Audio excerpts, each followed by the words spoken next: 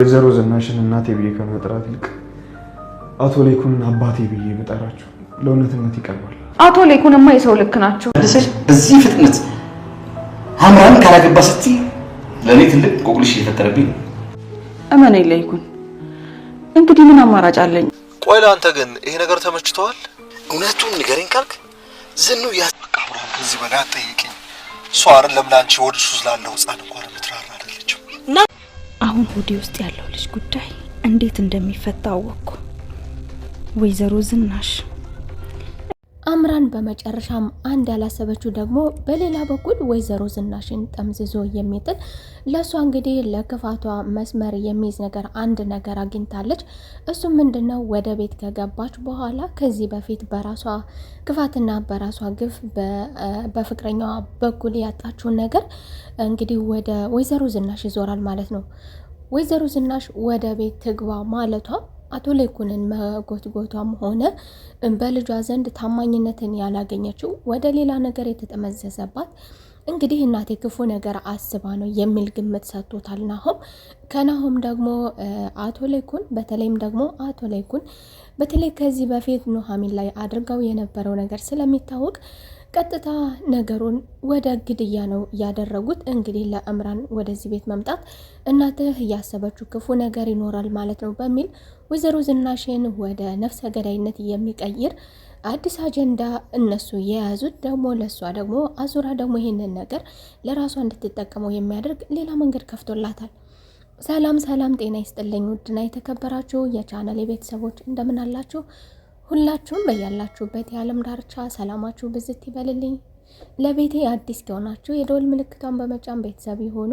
ናሆም እንግዲህ የተፈጠረውን ነገር በወይዘሮ ዝናሽ መካከልና በጮኛው መካከል ያለውን ልዩነትና የነበረውን ልዩነትና አሁን ላይ ያለው ግንኙነት ደግሞ ምን ቢፈጠር ነው፣ ምን አይነት ታምር ቢፈጠር ነው የሚል ራሱ ላይ ያብሰለሰለ የነበረውን ከአባቱ ጋር ተነጋግሮበት ነበረ። ታዲያ አቶ ሌኩንም ደግሞ ይህንን ነገር በእርግጥ ያለ ምክንያት ወይዘሮ ዝናሽ እንዳላመነችም እርግጠኛ ነበረ። ታዲያ ይህ ነገር ደግሞ ወደ ሌላ ነገር ይዞላት እንደሚያመራ አልተረዳችም ነበረ። እሷ በመጀመሪያ ያደረገችው ነገር ማስገደድ ነበረ። ወደዛ ቤት እንድገባ ታደርግኛለሽ አታደርጊኝም፣ የማታደርጊኝ ከሆነ በሚለው ደግሞ በሚስጥሯ እያስፈራራቻት ሲሆን ደግሞም የባሰ እንድትሻገርና እንደፈለገች እንድትረማመድባት አድርጓታል። ይህንን ሚስጥር ደግሞ የተናገረችብኝ ኑሐሚን ስትል ደግሞ በቀሏን ኑሐሚን ላይ እንዳታደርግ ደግሞ የበኩሉን ዳግም ደግሞ አስረድቷታል። በመሰረቱ ይቺ ልጅ እንዴት ልታውቅ ትችላለች የሚለው ይህንን ሚስጥር ከሶስታቸው በስተቀር ማንም አያውቅም። ታዲያ ይህንን ነገር አንተ ለማንም እያወራህ ወይም ደግሞ አፍክን እየከፈትክ ሰምታለች ማለት ነው ብትለውም እሱ በፍጹም አልጠረጠራትም። ስልክ እያወራ እሷ ከጀርባ ሆና ስለሆነ ያዳመጠችው እሱ በፍጹም ይሄንን ነገር ከኔ ትሰማለች የሚል እምነት የለውም። በሌላ በኩል ደግሞ ይሄንን ነገር ኑሐሚን እንደማታወራ ሆን ብላ በጭራሽ አይደለም ሆን ብላ በአጋጣሚም ሆን በምንም ተአምር ኑሐሚንና አምራን ፈጽሞ የማይገናኙ ልጆች ስለሆኑ ስለዚህ ይሄንን ነገር ከኑሐሚን ራሱ ረጂ ኑሐሚን በፍጹም ይሄንን ነገር አታደርግም የሚል ደግሞ ኑሐሚንን በሌላ በኩል እንዳትበቀላትና እሷን ነፃ እንድታወጣለት ሲል ይህንን ነገር ለወይዘሮ ዝናሽ አማክሯታል። ታዲያ ወይዘሮ ዝናሽም ደግሞ ታዲያ ይህንን ነገር እንዴት ልሰማ ትችላለች የሚለውን ስጠይቀው ደግሞ ይህንን የማውቀው ነገር የለኝም፣ ጥሩም እንዳልሆነች በሚገባ ያውቃል። ነገር ግን እንዴት እንዳወቀች ባላቅም በፍጹም ከዚህ ውስጥ ግን ኑሐሚን እንደማትጨመረው ምነግርሽ በማለት ስለ ኑሐሚን ንጽህና እና ደግሞ ስለሚወዳትም ስለ ውዴታውም እየገለጸ ስለ ውዴታው ብቻ ሳይሆን ስለ ጥሩነቷና በተለይም ደግሞ ለማንም ተናግራ የማታውቀው ሚስጥር በጭራሽ ለአምራ ልትናገር እንደማትችል እያረጋገጠ ነበረ። አቶ ሌኩንም ይሄ ነገር ትክክል አለመሆኑን አስቦና ምን አስበሽ ነው ከመጀመረሽ እንዴት ልትቀየር ይቻልሽ? በተአምር በድንጋይ አናቷን ቢፈነክቷት የማትቀየር ሴትዮ ታዲያ ዛሬ ላይ ደግሞ ምን ተገኝቶ ተቀየረች የሚል ሀሳብ ስለነበረው አቶ ሌኩንም በተአምር ይህ ነገር ሊሆን አይችልም፣ ምን ይዘሽ ነው፣ ምን አግኝተሽ ነው በማለትም ለማናገር ሞክሮ ነበረ። ነገር ግን ወይዘሮ ዝናሽ መግባት እንዳለባትና ለልጇ ስትል መሸነፍ እንዳለባት እንደተሸነፈች፣ ነገር ግን ደግሞ ለአንድ ነገርም እንደተሸነፈችና አስገዳጅ ሁኔታ እንደገጠማት ተናግራለች። አቶ ሌኩንም ደግሞ በእርግጥ እውነት ነው ይህ ነገር ከዚህ መካከል በቀላሉ እንዳላመንሻትና በቀላሉ እንዳልተቀበልሻት አውቃለሁ። ልትቀበይ የማትችይ ሴት እንደነበርሽ አውቃለሁ። ነገር ግን ምንም ይሁን ምንም ዛሬ ላይ ሚስጥሩን ባላውቀው ነገ ላይ እንደማውቀውና ነገ ላይ እንደማገኘው እርግጠኛ ነኝ በማለት ነገሩን ከዚህ በላይ አላስገድድሽም በማለት አልፏታል። ነገር ግን ይህ ነገር ደግሞ ምናልባትም ደግሞ ወደ ግድያ እንዳያመራ በማለት ነበር አቶ ለይኩን ከናሆም ጋር የተነጋገረው። ምክንያቱም ከዚህ በፊት እንደተፈጠረው ኑሐሚን ነፍሰ ጡር መሆኗን ስታውቅ ኑሐሚንን ልጅ ለማጥፋት ሞክራ ስለነበረ ስለዚህ ያ ነገር እንዳይፈጠርና ወደ ቤት ከመጣች በኋላ ደግሞ ምናልባት ከቤት ውስጥ አድርጋ የሆነ ነገር ልትፈጥር የሆነ ስቃይ ልታበዛ እንደዚህ አይነት ነገር ስላሰበ አቶ ለይኩን እንግዲህ ወንጀል እንዳይፈጸም ባለቤቱ ወንጀለኛ እንዳትሆንና እንዲሁም ደግሞ የልጁ ሚስት ወደፊት እንዳታለቅስና ኑሐሚን ላይ ያሳረፈችው ነገር ቤት ውስጥ ያሳረፈችባት በቀል ቀላል ብቻ ሳይሆን ቀላሉ ተብሎ ቢጠራም ቀላል ባይሆንም ነገር ግን እንደ ቀላል ተብሎ ቢጠራም ወይዘሮ ዝናሽ የኑሐሚንን ልጅ ለማጥፋት መርዝ እስከ ማዘጋጀት ደርሳ ስለነበረ ስለዚህ አቶ ለይኩን መከላከሉ ለልጁ ነገ ጧት ልጅህን አጥተህ እንዳታዝን በማለት ነበር ይህንን ነገር ለናሆም ያማከረው። በሌላ በኩል ደግሞ ኑሐሚን ከዚህ ቤት እንድትመጣ እፈልጋለሁ ማለቷም ደግሞ አቶ ለይኩን በእርግጥ የሆነ ነገር አለ ማለት ነው።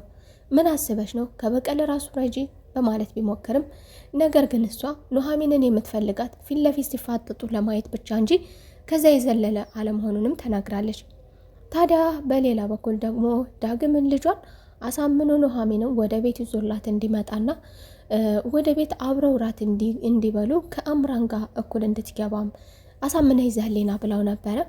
ነገር ግን ኑሐሚን ዛሬ ትክክል አልነበረችም። ትክክል ስላልነበረችና በመጀመሪያ አባቷ ለሕክምና ወደ ውጭ ሀገር ስለሄደ በዛ ሐዘን የተሰማት እንዲሁ ደግሞ ብስጭት፣ ናፍቆትም የአባቷ ደህንነትም ያለበት ደረጃ ከዚህ በፊት በእግሩ እየተራመደ የነበረ ሰው አሁን ላይ ዊልቸር ለዊልቸር መሆኑ እስከ ውጭ ሀገር ድረስ መሄዱ ስለሚያሳስባት በመጀመሪያ በእሱ አንገቱን የደፋች ሲሆን በመቀጠልም ደግሞ ከቤት አንድ ነገር እንዳለና ከቤት እንደምትፈለግና ለራት ግብዣ እንደምትፈለግም አሳምኗን ነበረ። ነገር ግን ኑሐሚን ደግሞ የራቱ ግብዣ ምንን ያስመለከተ እንደሆነ የማታውቅ ቢሆንም ከዚህ በፊት አሁን ላይ ግን ይሄ የራት ግብዣው አምራንን ባስመለከተና እነሱ ስለተጋቡ ከዚህ ጊዜ በኋላ አብረው ሊኖሩ በአንድ ጎጆ ስር አብረው ለመኖር ስለተዘጋጁ ስለዚህ ለነሱ አቀባበል እየተደረገላቸው ነውና አንቺም ተጋብዘሻል የሚለውን ነገር ስትሰማ ደግሞ ኑሐሚን በእጅጉ ተሰብራ ነበር፣ አዝና ነበረ።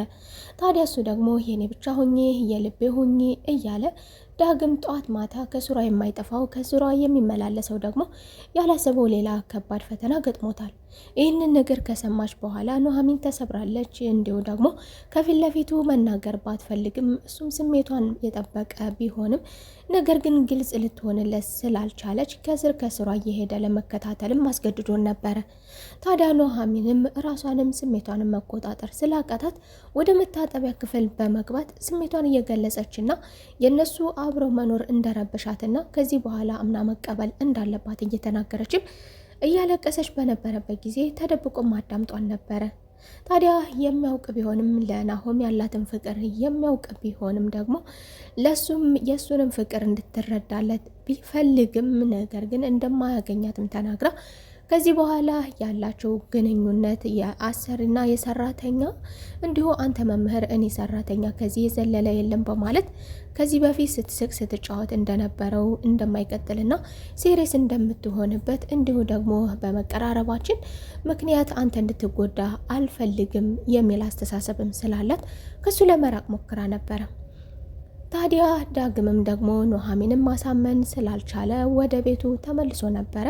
አሳምኖ እሷን ወደ ቤት ይዞ መመለስ ባይችልም ነገር ግን ይህንን ነገር ደግሞ ለወይዘሮ ዝናሽ አሳምኜ በእርግጥ ይዤልሽ አልመጣውም ያለውን ነገር ነግሬያን ነበረ በማለት ያለውን ነገር ሲያሳውቃት ወይዘሮ ዝናሽም ደግሞ በአምራን በምታደርግባት አክት በተለያዩ ነገሮች በሌላ በኩል በልጇ በኤሚ በብዙ ነገሮች ስለተሰባበረች ይህን ሚስጥር ባለቤቷ ቢያውቅ ምናልባትም ባለቤቷ ደግሞ ከቅርብ ጊዜ ወዲህ የጤንነቱ ጉዳይ አሳሳቢ ስለሆነ ስለዚህ ምናልባትም ደግሞ ጸጥ ቢል የሚለውም ሌላ ሀሳብ ስላለባት ስለዚህ ይሄ ነገር ሁሉ ነገር ተነባብሮባት አሁን ላይ ወይዘሮ ዝናሽ መናገር መጋገር በማችልበት መልኩ ዝም ብላ መጠጥም እስከ መከንበል ደርሳለች።